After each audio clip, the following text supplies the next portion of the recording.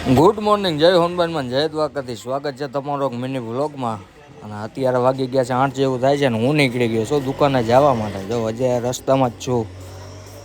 પછી તો પહોંચી ગયો છું મિત્રો દુકાને. આ છે આપણી દુકાન. થોડુંક કામકાજ કરી લઈએ આપણે.